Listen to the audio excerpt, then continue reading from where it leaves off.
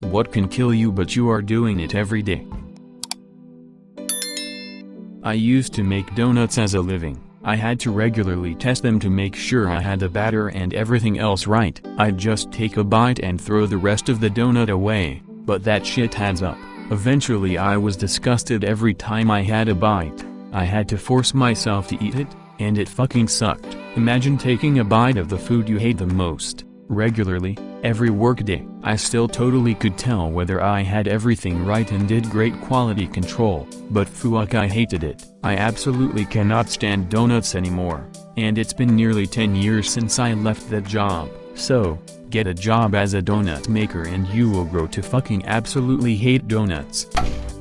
I feel you on this. For me, stress is a primary driver and gestures at the last 2 years. Also, I find out some of the best intel at the smoking area, pre-COVID, about what's really going on at our company. Now, it's a good reason to step away from my desk and stop thinking about work for a bit. I've tried several times. Longest no smoking stint was a month and a half, halted by a stressful situation at the apartment, pre-COVID, where a contractor busted the drain line for our upstairs neighbor's AC, then having to supervise them fixing it and repainting the closet, only to have them cause another leak when they replaced our AC and did the same damn thing, left off the drain line. I want to quit, but everything is so stressful.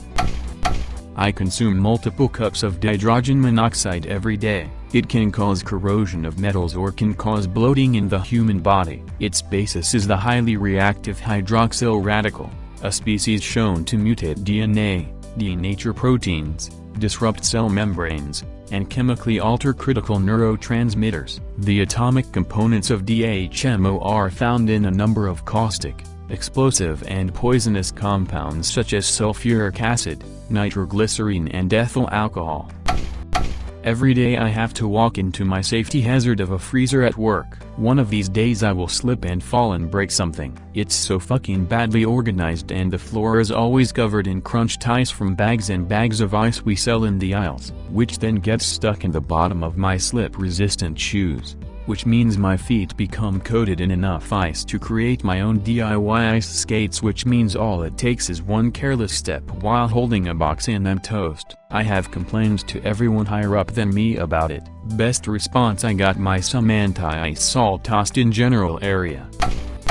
Give it time. My husband used to be fine with energy drinks and out of nowhere they started making him almost actually shit his pants. He's a mail carrier and for a stint was going to an office an hour away to help out. He would pick up an energy drink on the way and kept having near-miss emergencies. He blamed my cooking, was asking me to take extra precautions with cleanliness and such. I actually figured it out, not him. Insult my cooking, will ya? Greater than.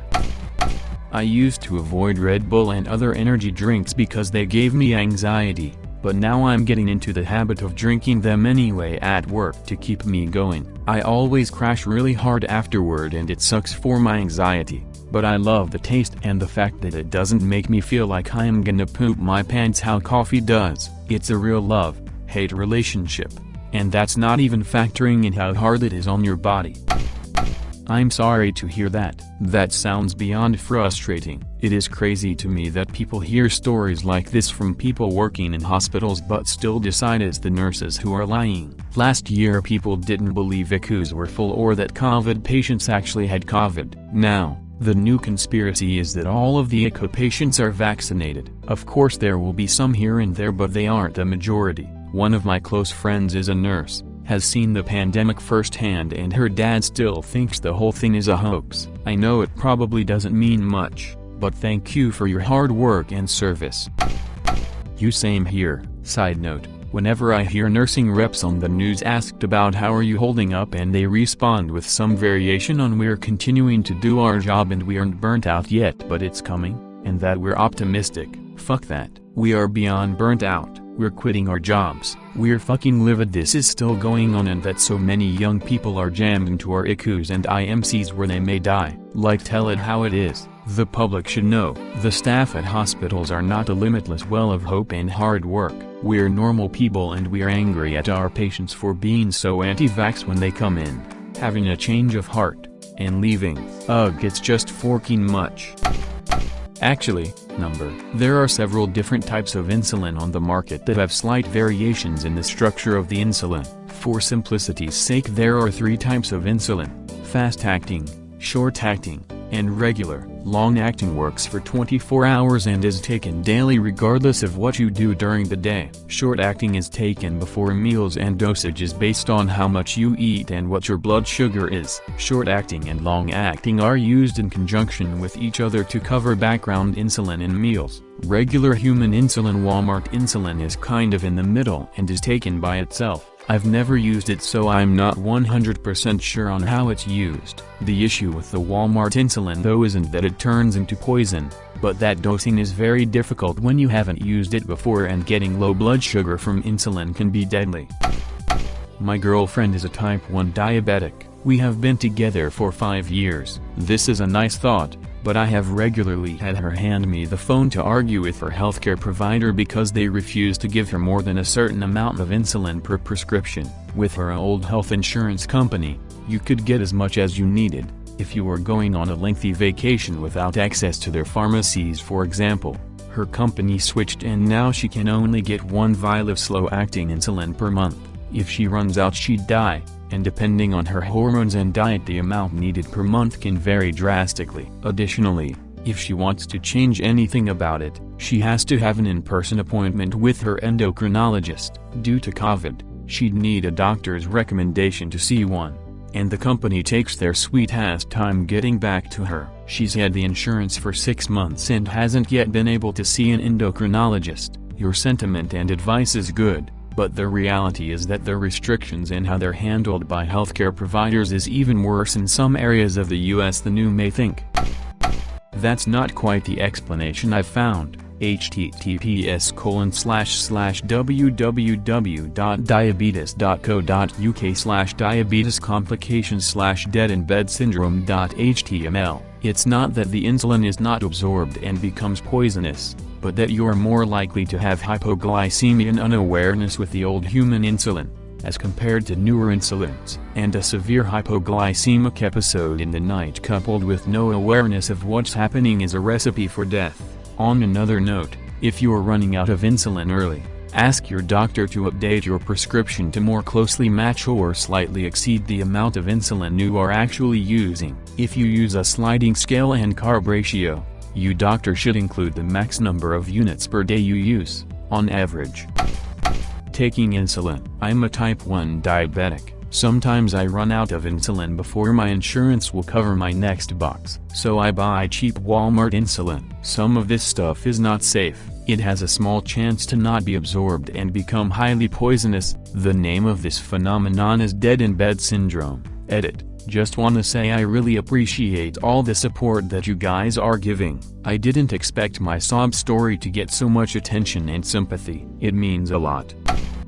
I had a patient once, took an unknown quantity of drugs that ended up with him forgetting to eat for about 2-3 days. He came into hospital with good going dehydration and pancreatitis. The first meal he was allowed to eat, he got the steak, thought fuck using a knife, and ended up literally biting off more than he could chew. Went into respiratory arrest until someone used some forceps and a laryngoscope and took out essentially a whole steak from his throat. So that, I suppose?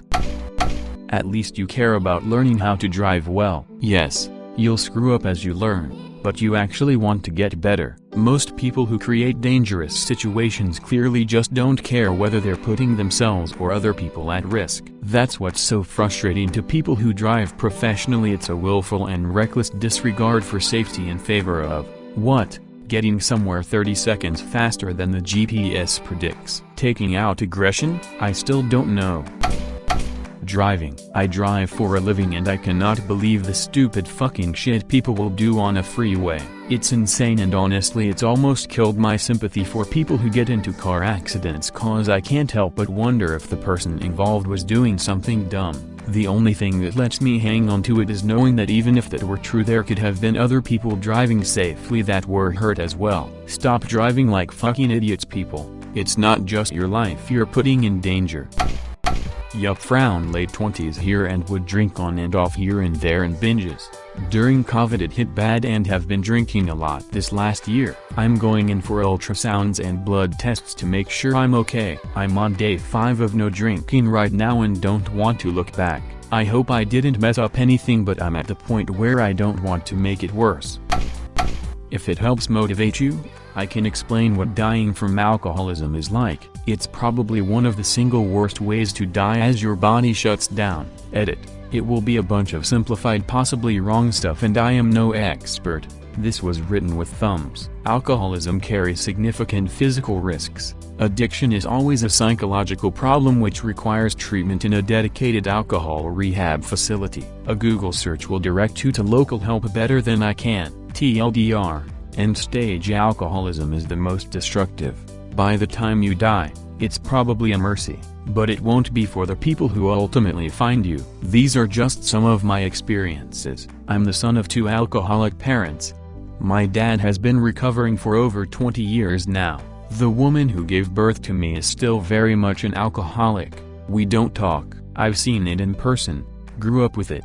I saw the residents of a military retirement village at the Class 6. That's the name of liquor stores on base. The Friday crowd hunched over and shuffling with 2 overflowing cartloads of beast, each, to make it through the weekend. Due to the horrible disease and the antisocial behavior that comes with it, you reach the end-stage alcoholism after years of alcohol abuse. At this point, people who have spent years drinking may have developed numerous health and mental conditions in addition to their alcohol abuse. The individual may have isolated themselves, lost their job, or damaged major organs in the body. Another consequence is the risk to their overall health as the organs shut down. Here's what happens once everyone is gone. Someone complains about how the smell is overpowering and they find you. What will be found is a shriveled body on the ground covered in feces, urine, vomit, and other body fluids. Skin has been sloughing off. Google that one with care. There is a trail of human waste from your bed to your bathroom. You stopped cleaning and bathing a long time ago. No one comes by anymore. It's been a long time since you have seen anyone that's not the guy at the checkout. Cans are everywhere. But you quit drinking cans a long time ago too. It's bottles now, large plastic ones. There's a reason nurses and doctors can prescribe shot glasses of whiskey when someone is in the hospital for something unrelated. Racked with pain is how they describe it in the simplest terms. It's possible you have been doing some shoplifting while you still had strength. In the end your body has gotten so jaundiced and your liver is wrecked with cirrhosis. If they were to look in, it would be just a mass of scars. It's possible that you developed hepatitis. Your liver can no longer process your body's waste along with the hundreds of other super important things it does. You are constantly defecating on yourself. You stopped eating a while ago and your brain is suffering from dementia, no longer having strength to walk to the bathroom. You tried crawling for a while. What ultimately ended your life probably doesn't matter. It is the most horrific way to die. Our local homeless shelter doctor has a neat protocol for those who don't want medically supervised detox but want to cut down. She asks them to delay the first drink by an hour later each week. Guys that were drinking first thing upon waking can ease slowly into not starting until dinner, and then cut down from there. Yeah, it's a lot to put onto someone who is daily drinking, and harder, slower and more dangerous than medical detox.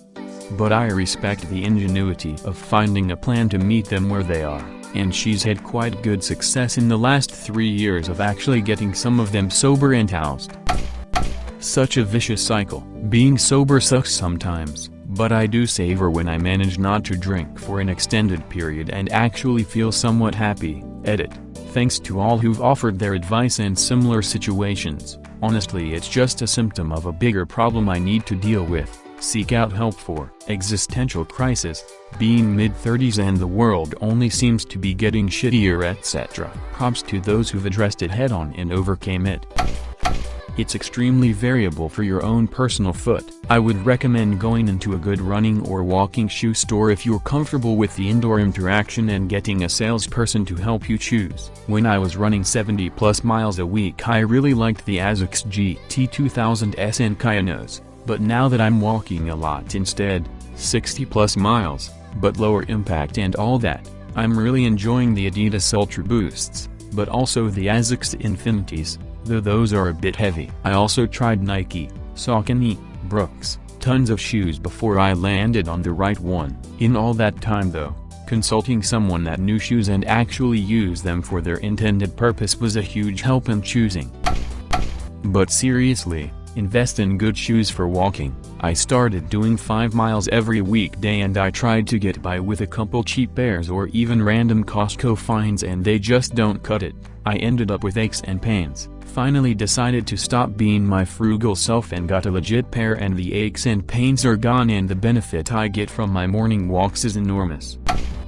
The worst of all forms of transport, you're relying on people with little to no supervision following made-up rules to keep between painted lines in the hopes nobody screws up, makes a mistake and hits someone else. In addition, all other forms of transport are regulated and have to get pretty much anything and everything, navigation-wise, approved by 3 dozen layers of red tape and write-up reports on literally everything they do. When you're held accountable like that, you do a lot less dangerous shit. Definitely worse than airplanes. Not many air deaths happen compared to motor vehicle related. Don't know about boats, but I definitely don't know someone who's died in a boat accident other than a family's dad's family friend who got lost at sea and died or something. It doesn't seem super common to me. Meanwhile though, 3 people I went to high school with have died in a car. I did 10 years as a messenger. The stuff I did on a bike would make the average person's jaw drop. It's wild what you're willing to do when you get comfortable enough. Cars 2 inches away on both sides didn't even make me flinch. Even worse, half of that was on a brakeless fixed gear. I'm glad I got out of that, mostly, unscathed. Fun job, but wow, do you have to make some terrible and dangerous decisions if you want to make any semblance of money. I felt this so much. Went to a therapist about my anxiety. She asked me, have you ever considered you have an appropriate amount of anxiety for the amount of stressors in your life? Well, fuck me, how is that helpful?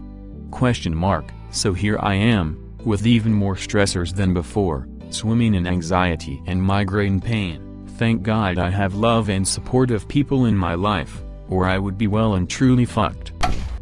This should be at the top. My therapist likes to remind me how horrible stress is for humans and that it's taking time off my life, which stresses me out. So I'm stressed about stressing too much, which also means I'm stressed about everything else even more because life is hard. I've resigned myself to dying early as a result and eating goldfish crackers whenever I feel like it because it brings me joy. I wish you luck with your stress. I hope you have lots of joy too. Yup. Learned my lesson the hard way. Wooden staircase and I was upstairs. I heard my phone go off downstairs. I ran to grab it in cotton socks. About 2 steps down and my feet slid out from under me and thankfully I slid down the stairs on my back. I had to take 2 weeks off work because of the pain but thankfully nothing permanent. Also had a close friend die in Texas. Not too much is known of what happened but she was likely drunk and slipped. Her fiancé came home from work around 11 p.m. and found her at the bottom of the staircase with her head split wide open unconscious and a shattered bottle of wine. Who knows how long she had been laying there. She died a couple days later in hospital. So sad. She was one of my best friends and the sweetest person you can imagine. I almost fell running into a subway, to catch a train not a sandwich lol. In South Philly late for work but luckily I was able to grab the handrail and some big guy behind me was nice and close enough to grab my collar and help keep me up lol. That was a close one and would have been bad. Those stairs are concrete. I almost had an accident carrying a heavy cooler filled with drinks down like 3 steps not too long ago. Maybe wasn't deadly but I sprained my ankle pretty badly. I've made sure to walk very carefully going up and down stairs. I don't have the best luck with them lol.